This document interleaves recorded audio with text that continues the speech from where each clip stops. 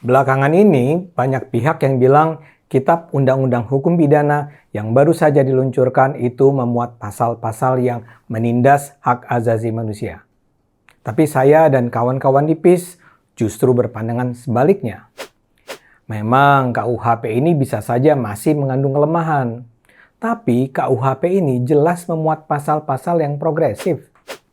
Salah satu yang terpenting, undang-undang ini melindungi kaum minoritas, terutama terkait agama, aliran, keyakinan, kepercayaan. Ada banyak contohnya.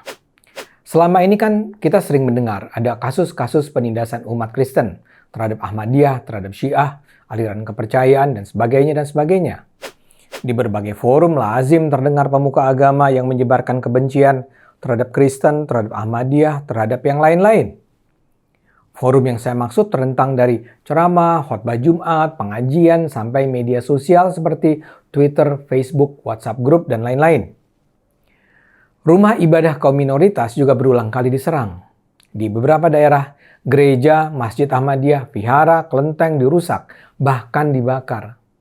Kaum intoleran merasa tidak bersalah, mengganggu kaum minoritas pada saat beribadah. Ini misalnya terjadi ketika di sebuah daerah umat Kristen misalnya sulit membangun gereja.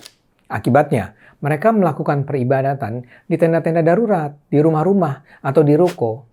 Nah, saat beribadah itulah mereka lazim didatangi oleh kelompok-kelompok tertentu yang memerintahkan mereka menghentikan peribadatan.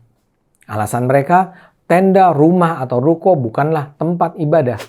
Kadang para preman sengaja menteror dengan cara menghidupkan musik atau pengajian dengan speaker keras-keras saat ibadat dilakukan. Nah, KUHP yang baru ini memuat sejumlah pasal yang melarang penindasan semacam itu. Karena itu menurut kami di PIS, KUHP ini progresif. KUHP ini memberi perlindungan untuk hak beragama dan berkeyakinan seluruh warga Indonesia. Dalam pasal 300 misalnya, ada larangan bagi orang untuk menyebarkan permusuhan, kebencian, atau melakukan tindak kekerasan dan diskriminasi terhadap agama dan kepercayaan orang lain, atau juga golongan atau kelompok atas dasar agama dan kepercayaan. Ancaman pidananya 3 tahun. Lantas dalam pasal 301 dikatakan bahwa kalau kebencian dan permusuhan itu dilakukan melalui media sosial dan semacamnya, ancaman penjaranya menjadi 5 tahun. Yang dilarang bukan cuma penyebaran kebencian dan tindak kekerasan, tapi juga diskriminasi terhadap keyakinan orang. Ini jadi penting karena diskriminasi agama sering sekali kita dengar.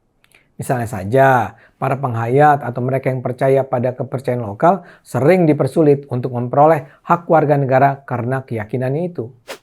Atau juga soal pemaksaan penggunaan jilbab terhadap siswi non-muslim atau juga siswi muslim yang memiliki keyakinan bahwa jilbab tidak wajib. Siswi-siswi tersebut bisa dibully, tidak boleh masuk kelas, atau bahkan dikeluarkan dari sekolah. Itu semua kan adalah tindak diskriminatif yang diancam pidana dalam KUHP ini. KUHP ini juga memuat ancaman terhadap mereka yang mengganggu ibadah. Dalam pasal 303 dikatakan bahwa mereka yang membuat gaduh di dekat tempat orang menjalankan ibadah diancam pidana denda. Lantas, mereka yang dengan ancaman kekerasan mengganggu, merintangi, atau membubarkan pertemuan keagamaan atau kepercayaan diancam pidana penjara maksimal 2 tahun. Selain itu, mereka yang dengan ancaman kekerasan mengganggu, merintangi, atau membubarkan orang beribadah atau melakukan upacara keagamaan atau kepercayaan diancam pidana denda. Ini semua relevan dengan cerita soal teror terhadap hak beribadah yang saya sampaikan di awal. Dalam pasal 305 juga terdapat larangan menodai, merusak, membakar tempat beribadah atau benda yang dipakai untuk beribadah atau upacara keagamaan dengan ancaman pidana 1-5 tahun. Semua contoh itu saya rasa sudah cukup untuk menjelaskan bahwa KUHP ini justru melindungi HAM. Karena itu kami berharap KUHP ini tidak dibatalkan seperti yang diminta oleh sekelompok masyarakat yang menganggap KUHP ini menindas HAM. KUHP belum akan diterapkan secara penuh dalam 3 tahun ke depan. Masih terbuka ruang untuk memperbaiki bunyi pasal-pasal tertentu. Namun secara umum KUHP ini nampaknya sejalan dengan kebutuhan untuk membangun masyarakat yang beradab dan pluralis. Kita gunakan terus akal sehat Karena hanya dengan akal sehat, Indonesia akan selamat.